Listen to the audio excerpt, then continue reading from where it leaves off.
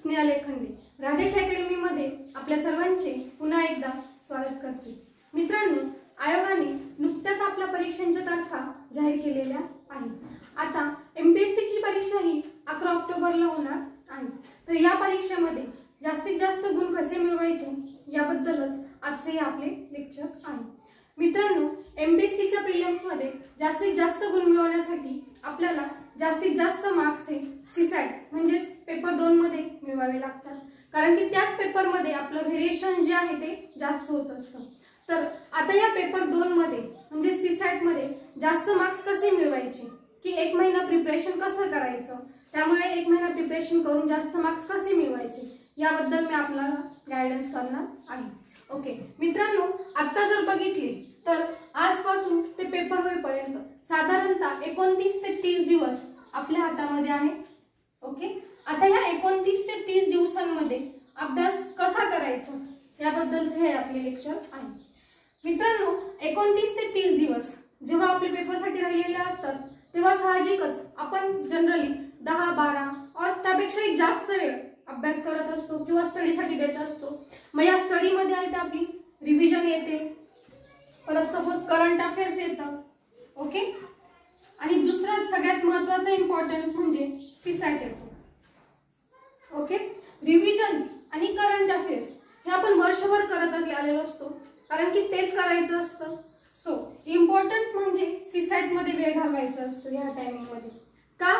कारण की सीसॅटचे मॅथ्स किंवा मार्क्स क्वेश्चन जे आहेत ते जनरली आपल्या तोंडाखालून किंवा डोळ्याखालून असे गेलेले पाहिजे की क्वेश्चन पाहिल्या तो क्वेश्चन कुठल्या फॉर्मॅटला आहे, त्या ठिकाणी कुठलं ऍप्लिकेशन काय वापरायचं आहे आणि क्वेश्चनचा आन्सर कसं मिळणार आहे, किंवा हा क्वेश्चन आपल्याला सॉल्व्ह केला जाणार आहे की नाही हे आपल्याला जस्ट पाहिल्या किंवा रीड केल्या कळलं पाहिजे, म्हणजे आपला तिथे जाणारा जो वेळ आहे तो वाचेल। आता हे कधी होणार, आपला सपोज एखादा क्वेश्चन जमतोय की नाही जमत आहे, सोडवला तर आन्सर येणार आहे की कधी कमीत कमी वेळात आपण सॉल्व्ह करणार आहे किंवा काय होणार आहे, हे कधी जमेल जेव्हा आपली सीसॅटची प्रॅक्टिस असेल। तर आता ह्या 1 महिन्यामध्ये सीसॅटचा स्टडी कसा करायचा, दररोजचे सपोज 10 ते 12 तास तुम्ही स्टडीसाठी देत असाल तर त्या 10 ते 12 तासांपैकी कंपल्सरी 4 ते 5 तास हे तुमचे सीसॅट साठी दिले गेलेच पाहिजे। आता 4 ते 5 तास सीसॅट साठी म्हणजे काही लोकांना खूप जास्तही वाटेल, ऑब्वियसली जास्तच आहे, पण हे देणं गरजेचंच आहे, कारण की सीसॅट मध्ये तेवढे व्हेरिएशन्सही आहे बघायला गेलं तर। ओके, काहींचा स्टडी झालेला असेल त्यामुळे त्यांना असं वाटेल की 4 आणि 5 तास देणं वर्दी नाही, तर अशा वेळेस काय करायचं, 4 आणि 5 देणं वाटलं नसेल तर 2 ते 3 तासही चालणार आहेत, पण शक्यतो 4 ते 5 तासच तुम्ही ह्या सीसॅट साठी द्या असं मला तुम्हाला सांगणं आहे। ओके, आता या 4 तासांपैकी प्लॅनिंग कसं करायचं, 4 तासांपैकी तुमचे 2 तास हे पॅसेज साठी द्या। 2 तास पॅसेज साठी द्या म्हणजे काय करायचं की 2 तास फक्त पॅसेजेस रीड करायचे का? नाही, पॅसेज सॉल्व्ह कसं करायचं, पॅसेजचे अनालिसिस वगैरे ह्या सगळ्या गोष्टी आपल्याला 2 तासांमध्ये करायचं आहे। मी म्हणत नाही की तुम्ही याआधी पॅसेज सॉल्व्ह केलेले नसतीलच, तुम्ही केलेलेही असतील, सर्व केलेलं असेल, तुम्हाला पॅसेज सॉल्व्ह करणंही जमत असेल, परंतु येणाऱ्या पॅसेज मध्ये क्वेश्चन पेपर मध्ये पॅसेजला किती क्वेश्चन असतात, 50, तर ह्या 50 क्वेश्चन्स पैकी कमीत कमी 45 क्वेश्चन आपले बरोबर असायला हवे, या दृष्टीने प्रयत्न करण्यासाठी 2 तास आपल्याला पॅसेजला द्यायचे आहे। ओके, मग कारण की जेव्हा तुमची 45 प्रश्न हे बरोबर असतील तेव्हा तुमचे मार्क्स किती होणार आहे पॅसेजचे, नियर अबाउट 110 च्या आसपास जाणार आहे, 110 प्लस होणार आहे, कमी तर नाहीच पण 110 प्लस जाणार आहे। ओके, आता 30 क्वेश्चन्स कशाचे असतात, maths plus reasoning plus DM decision making. Okay, आता maths plus reasoning plus decision making याच्यासाठी कसं करायचं, इकडे बघा, मॅथ्स आणि रिझनिंग दररोजचा एकच टॉपिक घ्यायचा आहे, एक टॉपिक ठरवून घ्यायचा आहे की हा टॉपिक आज मला कव्हर करायचा आहे। सो आता 4 ते 5 तास तुम्ही देणार आहात, 2 तास तर पॅसेज साठी देताय, सो 2 तास तुम्ही द्यायचे आहेत आयदर मॅथ्स किंवा रिझनिंग साठी. ओके, म्हणजे एकाच दिवशी मॅथ्स अधिक रिझनिंग हे दोन्ही करायचंय का? नाही. एका दिवशी आज सपोज मॅथ्सचा एखादा टॉपिक घेतलाय तर तो टॉपिकच कंप्लीट करायचा आहे. आता टॉपिक करताना कसं करायचं ह्या 2 तासामध्ये? पहिला काही जे वेळ आहे ते तुमची सपोज त्या टॉपिकच्या रिलेटेड काही फॉर्म्युलेज असतील, फॉर्म्युले किंवा कन्सेप्ट्स त्या क्लिअर करून घ्यायच्या. म्हणजे जोपर्यंत तुमची कन्सेप्च्युअल क्लॅरिटी नसेल तोपर्यंत मॅथ्सला पुढे जाऊन फायदा आहे का? नाही. सो फर्स्ट 2 तासामधल्या फर्स्ट काही मिनिट्स और आवर्स मध्ये काय करायचंय, 1 आवर अप टू 1 आवर तुमच्या कन्सेप्च्युअल क्लॅरिटी करून घ्यायचं. त्या टॉपिक मध्ये किती कन्सेप्ट्स येत आहेत. ओके, लाईक फॉर एक्झाम्पल आपण स्पीडचा टॉपिक घेतलेला आहे. ओके, आता स्पीड्स मध्ये किती कन्सेप्ट्स आहे आपल्या, की 2 ट्रेन्स अपोजिट साइडनी चालले, मग त्या कधी मिळणार, ही एक कन्सेप्ट. परत 2 ट्रेन्स सोबत चालले. ओके, एक सोबत चालले तर फास्ट वाली ट्रेन स्लो ट्रेनला कधी पास होणार, ती एक कन्सेप्ट.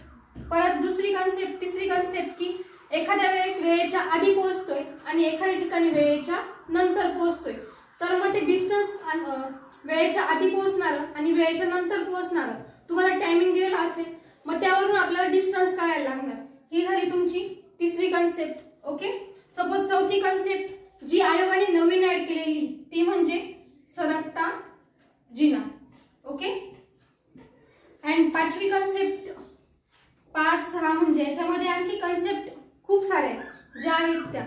ओके, सो ह्या ज्या कन्सेप्ट आहे ह्या कन्सेप्ट आधी तुमच्या पाहून गेलेल्या पाहिजे की ओके ह्या टाइपच्या कन्सेप्ट आहे, ह्या टाइपचे एक्झाम्पल्सचे फॉर्मॅट आहे. कन्सेप्ट म्हणजे काय, जर एक कन्सेप्ट असेल तर त्या एका कन्सेप्ट वरती किती, एक टाइपचे एक्झाम्पल, दुसरी कन्सेप्ट दुसरा टाइप एक्झाम्पल, तिसरी concept third type of example. अशा या सगळ्या कन्सेप्ट तुमच्या डोळ्याखालनं गेलेल्या पाहिजे, तुम्हाला समजलेल्या पाहिजे, त्यांचं आकलन झालेलं पाहिजे. ओके, आता सपोज ही एक कन्सेप्ट घेतली, 2 ट्रेन्स अपोजिट साइडने येत आहे आणि मग त्या कधी एकमेकांना भेटणार वगैरे साधारण हा क्वेश्चन असेल, तर मग ह्या ट्रेन्स वरती मग कन्सेप्ट पाहिणार, मग त्याचे फॉर्म्युलेज किंवा सपोज एक्झाम्पल कसं सॉल्व्ह केलेलं आहे बुक मध्ये वगैरे हे सगळं बघितलं जाणार. ओके, मग ते बघितलं गेल्यानंतर त्या टाइप वरती त्या कन्सेप्ट वरती बाकी एक्झाम्पल सॉल्व्ह करायचे.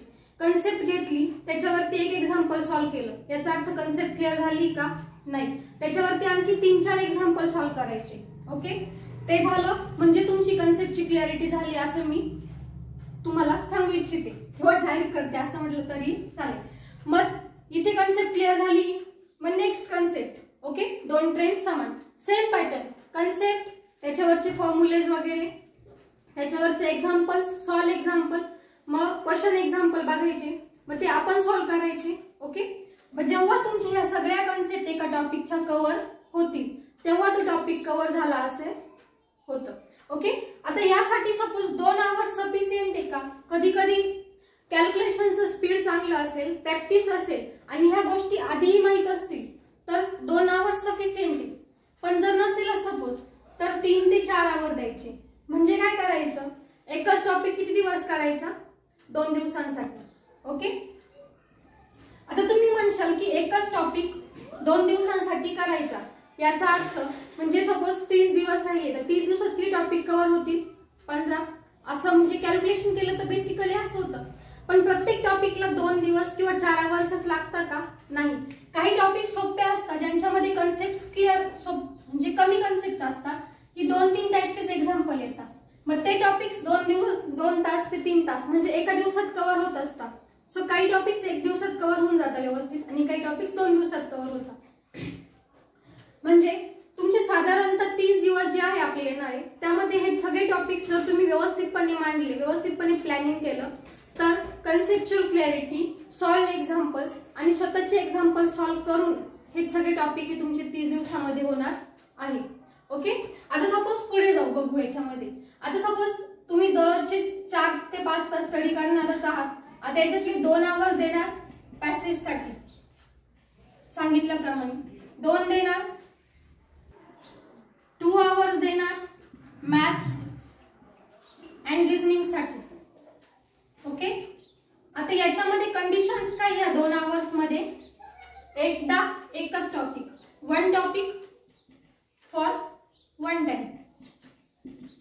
ओके. आणि सपोज राहिला 5 आवर्स देत असेल तर तुमचा 1 आवर शिल्लक राहतोय.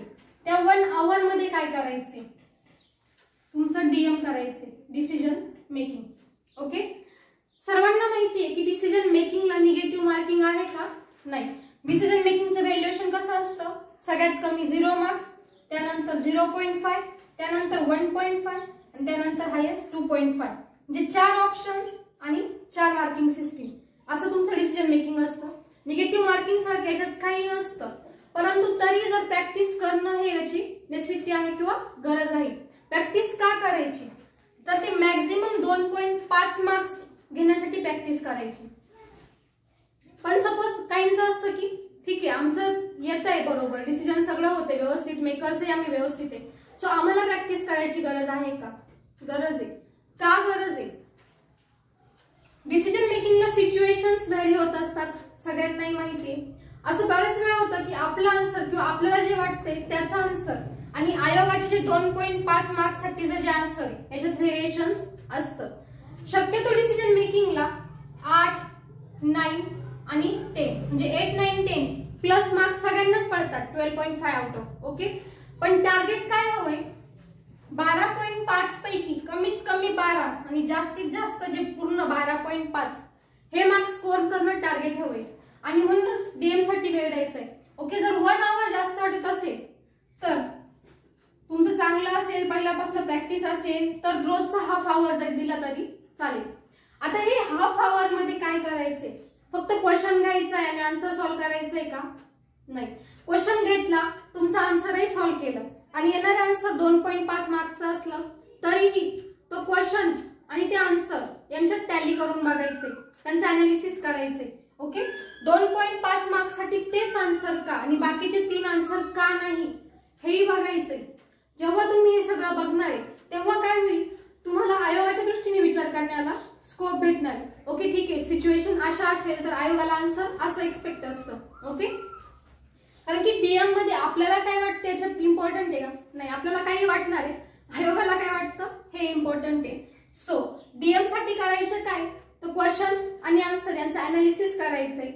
2.5 मार्क्सलाच तो आन्सर काय हे बघायचंय आणि हे बाकीचे जे 3 आहेत ऑप्शन्स 0, 0.5 आणि 1.5 साठी ते त्यांनाच काय, मग त्यांचं व्हॅल्युएशन का कमी होत चाललंय हे सुद्धा तुम्हाला अनालिसिस करायचं आहे.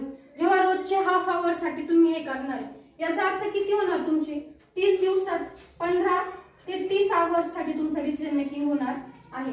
या 15 ते 30 आवर्स मध्ये म्हणजे अर्धा तासात तुमचं किती होणार, 4 ते 5 प्रश्न होणार, बरोबर. सो साधारण 15 तासात तुमचे किती प्रश्न होणार आहे, 150 नियर अबाउट 140 to 150 क्वेश्चन्स हे तुमचे 15 तासांमध्ये होणार. आणि जर तुम्ही दिवसाचा 1 तास देत असला तर तुमचे किती प्रश्न होणार आहे, 300 क्वेश्चन्स होणार near about. Okay. With analysis. जर तुम्ही 300 क्वेश्चन सॉल्व्ह करत असाल किंवा 150 क्वेश्चन सॉल्व्ह करत असाल डिसिजन मेकिंगचे ह्या कंडिशनला रोजचे, तर विचार करा 12 ते 12.5 मार्क्स मिळवणं शक्य आहे का? शक्य आहे. जेव्हा गॉड जरी आला और देव जरी आला आणि म्हटलं की ठीक आहे तू एवढं सगळं केलंय पण तरी तुला 12 ते 12.5 मिळवणं शक्य नाहीये, तर तसं होणार नाहीये. देवालाही किंवा येणार आहे तोही तेवढेच देणार आहे. सो विचार करायचा आहे का नाही, आपलं फक्त बेस्ट द्यायचंय. टार्गेट काय होय, 150 to 300 क्वेश्चन्स तुमचे सॉल्व्ह झाले पाहिजेच. ओके. डिसिजन मेकिंगचे. आता सपोज पॅसेज आहे, 2 आवर्स साठी तुम्ही पॅसेजला देताय. ओके. आता या 2 आवर्सच्या पॅसेज मध्ये काय करायचंय, जास्तीत जास्त तुमचे किती पॅसेज होणार आहे माहिती का, 5 पॅसेज होणार आहे सॉल्व्ह करून. ओके. और 5 to 10 मध्ये होणार, जास्तीत जास्त 5 ते 10 मध्ये रेंज जाणार आहे. 10च्या प्लस पॅसेज सॉल्व्ह करायचे आहे का या 2 तासांमध्ये? नाही. इथे फक्त तुम्हाला पॅसेज सॉल्व्ह करून त्याचा आन्सर बघायचा आहे आणि ते राईट आहे का चुकी हे करायचं आहे का? नाही. पॅसेज सॉल्व्ह करून जे तुमचं राईट आन्सर आहे ते राईटच काय याचं टॅली और याचं अनालिसिस करायचंय. आणि सपोज एखादा आन्सर रॉंग आहे तुमचं, म्हणजे तुम्ही 5 क्वेश्चन सॉल्व्ह केले ते का पॅसेजचे, 4 बरोबर आहे पण 1 चुकीचं आहे, मग ते एकच चुकीचं आहे किंवा माझी अॅक्युरेसी मग 4 इतकी बरोबर आहे म्हणून ते सोडायचं आहे का? नाही. मग माझं या ठिकाणी रॉंगच का गेलं याचं जेव्हा तुम्ही अनालिसिस करणार आहात तेव्हा जेव्हा नेक्स्ट टाइम तुम्ही पॅसेज सॉल्व्ह करायला घेणार तेव्हा हे रॉंगचं राईट मध्ये कन्वर्ट होण्याची पॉसिबिलिटी वाढते. मी म्हणत नाही ते रॉंग आहे, 100% राईट मध्ये जाणार, मी पॉसिबिलिटी वाढते सांगते. ओके, सो अशीच प्रॅक्टिस करत गेले तर सपोज 2 तासामध्ये तुमचे 5 ते 10 जे on an average suppose 5 message होत आहे विथ अनालिसिस, फक्त सॉल्व्ह नाही म्हणते मी, विथ अनालिसिस सगळ्या गोष्टी बघता, सगळे ऑप्शन्स बघता. जर एका दिवसाला तुम्ही 5 पॅसेज सॉल्व्ह करताय तर तुमचे 30 दिवसांचे पॅसेज किती होणार आहे? 150 साधारणतः 140 to 150 पॅसेज तुमचे जाणार आहेत. आता 140 ते 150 पॅसेज सॉल्व्ह करून वेगवेगळ्या टाईपचे विथ व्हॅरिएशन, एकच टाईप घ्यायचा आहे का पॅसेजचा? नाही. पॅसेज मध्ये काय व्हॅरिएशन आहे हे सगळ्यांना माहिती आहे. ओके, सो विथ व्हॅरिएशन म्हणजे आज सपोज जर तुम्ही आज जर सपोज सायन्स रिलेटेड पॅसेज घेतले तर उद्या मग टेक्निक स्ट्रेट फॉरवर्डचे घेणार, स्ट्रेट MCQ आन्सर घेणार. Suppose philosophical, okay, Marathi language, Marathi और इंग्लिश, असं करायचं आहे का? नाही. ओके, आज जर सायन्सचा घेतलाय एक पॅसेज सायन्सचा, एक स्ट्रेट फॉरवर्ड, एक फिलॉसॉफिकल, एक मराठी इंग्लिश लँग्वेज, म्हणजे रोज जे पॅसेज सॉल्व्ह करायचे, रोज एका टाईपचं एक पॅसेज रोज सॉल्व्ह करायचंय.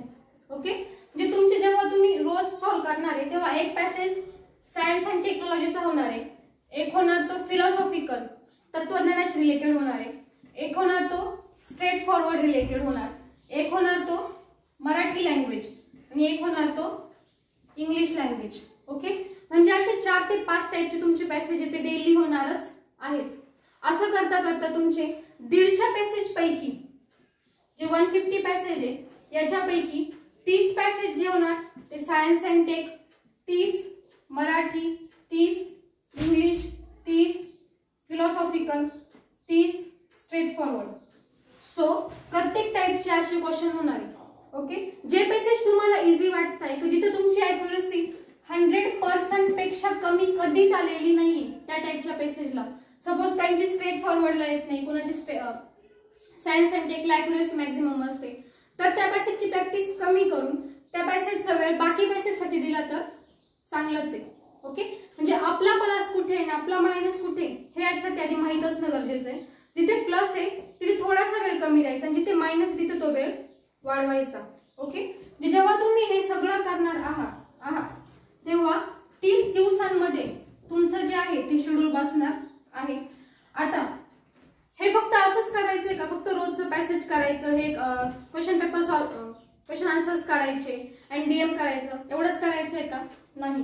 दर 3 ते 4 डेज नंतर, दिवसांच्या गॅप नंतर एक क्वेश्चन पेपर सॉल्व्ह करायचा आहे. ओके, फक्त हे सगळं करायचंय का? नाही. तर दर 3 ते 4 दिवसांनंतर एक क्वेश्चन पेपर सॉल्व्ह करायचा आहे. आता हा क्वेश्चन पेपर तुम्ही लास्ट इयरचा आयोगाचा करू शकता किंवा एखाद्या क्लासचा टेस्ट सिरीजचा करू शकता. Okay, depends on you. पण फक्त क्लासचा एकच क्लास प्रेफर करायचा आहे का मग क्वेश्चन पेपर सॉल्व्ह करायला? नाही. जर एक क्लास घेतला तर त्याचा काही इश्यू होणार, जेव्हा तुम्ही एक क्लास घेतला त्यांचे क्वेश्चन पेपर इझी क्वालिटीचे असतील तर स्कोर वाढतच राहणार. सो तुम्ही लोक काय असणार हवेत की यार माझा स्कोर येतोय, ओके मला प्रॅक्टिस करायची गरज आहे का? नाही. जर क्वेश्चन पेपर डिफिकल्ट असेल तर स्कोर काय असणार आहे? कमी असत जाणार. मग तुम्ही अंडरमोटिवेट राहणार किंवा डिमोटिवेट राहणार की यार माझा स्कोर कमीच येतोय, मी खूप केलं तरी कमीच होतोय, मग मला एवढं करून नाही काय फायदा. Okay, so both way loss आहे. मग क्लासचे क्वेश्चन पेपर व्हेरिएशन्स बदलायचे का? कारण की जर इझी पेपर असेल तर म्हणजे जास्त स्कोर होत असेल आणि जर कमीच पेपर असेल, अवघड पेपर असेल तर कमी स्कोर होत असेल, तर तुम्ही दोन्ही कंडिशनला हवेत राहणार नाही. पण हे सगळं करत असताना आयोगाचे लास्ट इयरचे जे क्वेश्चन पेपर आहे ते एका आठवड्याच्या गॅप मध्ये कव्हर करायचाच आहे. जे 4 आठवडे सध्या, तर 4 आठवड्यांमध्ये 4 वीक्स 4 क्वेश्चन पेपर हे कोणते करायचे? आयोगाचे. आणि परत 3-4 गॅप मध्ये म्हणजे आणखी येते 4 वीक्स 4 क्वेश्चन पेपर हे कोणते करायचे? क्लासेसचे टेस्ट सिरीज मधले. ओके, क्वेश्चन पेपर का सॉल्व्ह करायचे? कारण की तुम्हाला व्हेरिएशन्स तुमचं स्वतःचं कुठपर्यंत आणि टाइम मॅनेजमेंट जमणार आहे म्हणून. ओके, सो ह्या प्लॅनिंगनुसार जर तुम्ही जात असाल, मी म्हणत नाही हे आयडियल प्लॅनिंग आहे, पण माझ्यासाठी हे प्लॅनिंग प्रॉफिटेबल ठरलेले आहे. मी माझ्या क्वेश्चन सध्याच्या स्टडीसाठी हेच प्लॅनिंग वापरत आहे आणि त्याचा फायदाही होत आहे किंवा आमचे काही फ्रेंड्स आहेत तेही वापरत आहेत, त्याचा फायदाही त्या लोकांना होतही आहे. मी सजेस्ट नाही केलेलं, त्यांचं सुद्धाच येते आणि हे मी सगळं अनालिसिस करून मग मला वाटतं हे टाइम एक जो आहे फॉर्मॅट तो एक व्यवस्थित आहे. ओके, मी आयडियली असं म्हणणार नाहीये, पण एक फॉलो जर करत असाल तुम्ही तर 140-150 जर मी म्हणणार नाही की भेटेलच, पण तुम्ही 140-150 प्लसला प्रयत्न करशाल. मे बी 160-170 180 जास्त नाहीये, जाऊही शकता. सो हे माझं प्लॅनिंग आहे. मला असं वाटतं की ह्या प्लॅनिंगनी फॉलो करत तुम्ही लोकांनी व्यवस्थित केलं तर जाणार आहात. तरी जर याच्यातही अपवाद असेल, तुम्हाला वाटत असेल की याच्यापेक्षाही माझ्याकडे बेटर प्लॅनिंग आहे, तर तुम्ही तेही करू शकता. ओके, फक्त एकच माझं म्हणणं आहे की प्रॅक्टिस करणं गरजेचं आहे, कम्प्लीट करणं गरजेचं आहे आणि करत राहणं इम्पॉर्टंट आहे. ते 1 महिना आहे आपल्याकडे, आता पेपर पुढे जाईल याची गॅरंटी कमी आहे, सर्वांना माहिती. सो ह्या 1 महिन्यात जितकं आहे तितकं करत राहायचा, तितकं आपले एफर्ट्स द्यायचे आणि मॅक्झिमम स्कोर मिळवणं हेच आपलं टार्गेट आहे. त्यासाठी दिवसातले 4 ते 5 तास सीसॅटला देणं गरजेचं आहेच, एवढंच मी म्हणेन. आणि ते एक व्यवस्थितपणे द्या, टाइमनुसार द्या, टाइम मॅनेजमेंटने द्या आणि टेक्निकली द्या. Okay, thank you. राजेश अकॅडमीला फॉलो केल्याबद्दल धन्यवाद.